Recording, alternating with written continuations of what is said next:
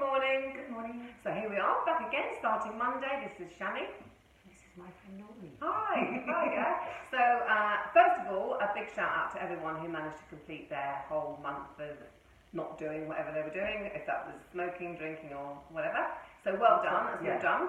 And so we're back here. How was your week? Have you had a Good. Yeah, I had a good week. What about yourself? Yeah, pretty good. Apart from I did a little injury at boot camp on Wednesday last week. Yeah. We went together. Yes. Absolutely smashed it. Loved it. It was really, really good. That was down at Profound Fitness in Maidford. And so yes, had to come back and have a little bit of hot water bottle treatment and some ice, etc.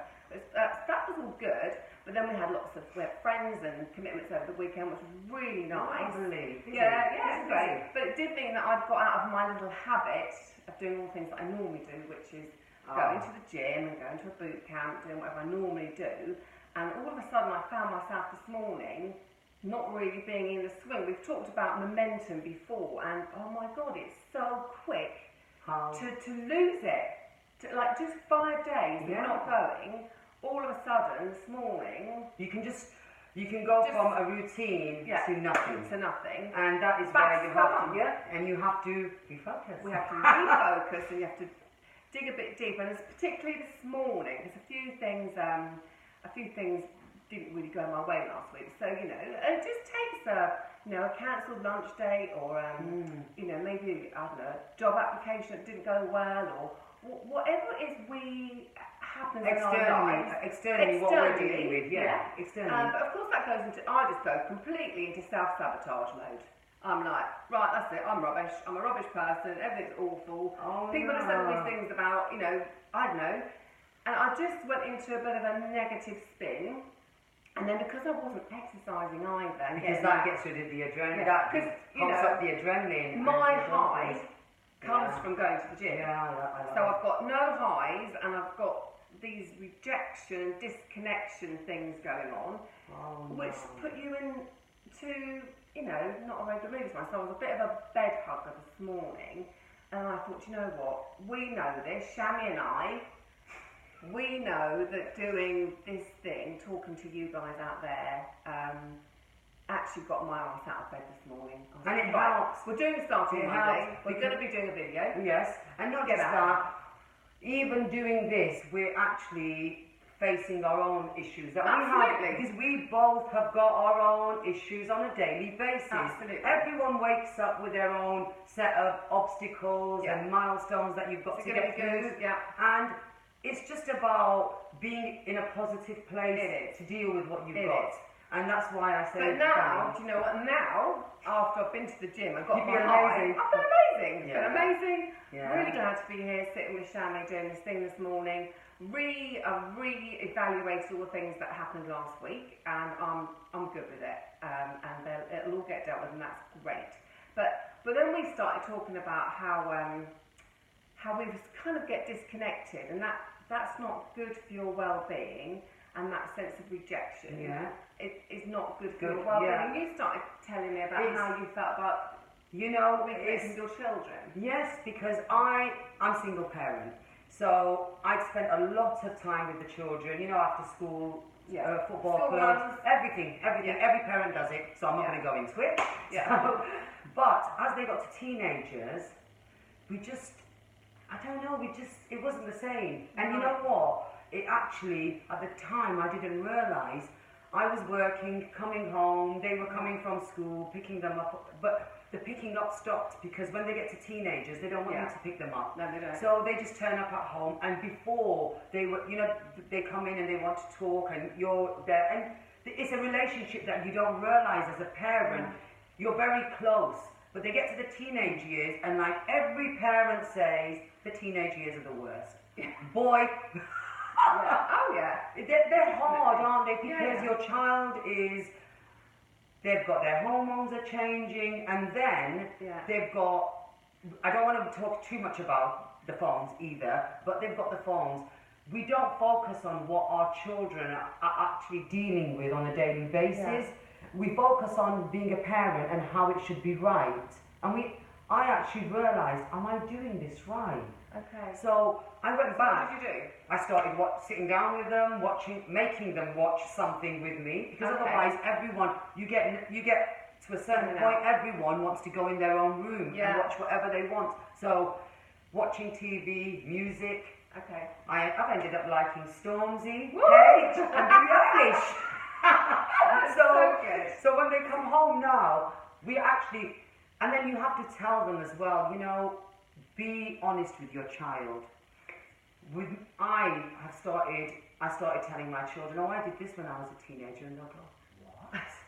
Just to find that connectivity. And you've got to show your child that you're human. I mean, your mum didn't know half what you got up to. Yeah. No, actually, you don't want to know what your children. You know what? Which parent actually knows what their child is 100% in their teenage years getting up to? None of us know. So just to know your child is safe and is able to come back to you is what you've got to focus on. That's how I see it. So have you sort of shifted into more of an adult to adult relationship now? I treat them as growing up adults. And then when they turn into little children again, they can always come back. Because you know they do come back and they do tell me. But the good thing is now I am learning their experiences. So the two that are at university, when they come home and they'll tell me something that's happened, and I will relate to it. I said, oh, we did this, really. So it's nice that you're learning. So you found a reconnection with them. That's fantastic, isn't it? Yeah. It's hard to do. It's very hard. I mean, I was thinking today, like, we're coming up to a whole new decade, and I was thinking, like, 20 years ago, we were looking forward to the year 2000. That's 20 years ago. Wow. And, 20 years ago, I had a 9-year-old. And your times were and totally a 10-year-old. Totally different. And my role was very different from 20 years ago. And then I'm thinking, Christ, what's going to be happening in another 20 years' time? Times change, and you know what? It does. What we've got to remember is, within our own home environment, it changes all the time. Do not disengage from your own family, your own children, because that, I think, is a really big issue now. I mean, you raise them to let them leave the nest, and you find your common ground. And I love spending time with my girls. We have dinner together. We don't have a lot of time, but it's a good time. I don't have to parent them anymore. Yeah, you don't. But they, they feel like they can come to me for advice.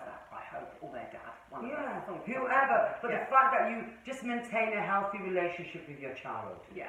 Because you would rather your child turns to you in need when they need, and even their good experiences. If you established the foundation to a good relationship, because the teenage years is what makes or breaks. Absolutely. And you don't want, you've given up so many years to bring your child up. Why lose that relationship? Hang in there. It's hard, but hang in there. Same, my relationship with my parents and my relationship with my daughter. So you can see the cyclical. You can see how the things come around in circles. So you learn from your own childhood and you teach your children different things. How to maintain relationships. Exactly. That's what parenting is. It's what parenting's about. It's the best job in the world, and we're lucky to have it. So let's be grateful. For that. It's amazing. So I just want to talk about some really good podcasts out there. Just change the subject slightly. My guy that we work with at Profound Fitness done some really good stuff on how to make time for your gym, and it's about mental well-being as well. And he really explains it in such a simple format. But have a look into it. Have a look see. It's really good information. There's some really good stuff about actually getting your family on board with what you're doing with your well-being and your fitness, rather than it being one of those things that you argue about. Maybe it's something that you both addict to. It covers all the obstacles, everything. It's amazing. Really good stuff. And also think about how you might be, if you're thinking about in the new year, thinking about maybe getting fitter, start planning now about how you might pick the perfect place for you to work out, or you actually don't really need a gym. Look at my Instagram. She's always running around. I'm in the woods. Stretching, in with nature, which is always a good thing. But anyway, it's just a thought. Just before, don't go rushing in January, because everybody else will be doing the same thing. have a look around now, whether maybe your place where you want to go to be, whether that's swimming or dance club or whatever you want to do. Start having a look around now, so you're ready for the Go new for a year. Zumba class. If you do like dancing, it's amazing. Oh yeah, I fell over in the Zumba class, so I don't think I'm going to go back and do that. I tried it, but I couldn't get the gyrating right. Oh my goodness me. But listen, we know, I hope you will have a good week. We are back next week. Just so you know, our email address is startingmonday919@gmail.com. You can always send us a message through our Instagram, which is startingmonday919, and obviously we're on Facebook. Yes. So check us out. Anyway, hope you will have a good week. Take care. Take care, and we'll see you then. Okay, bye. And talk. Yeah, have a chat. Bye. Bye. It's still not going off, Shami.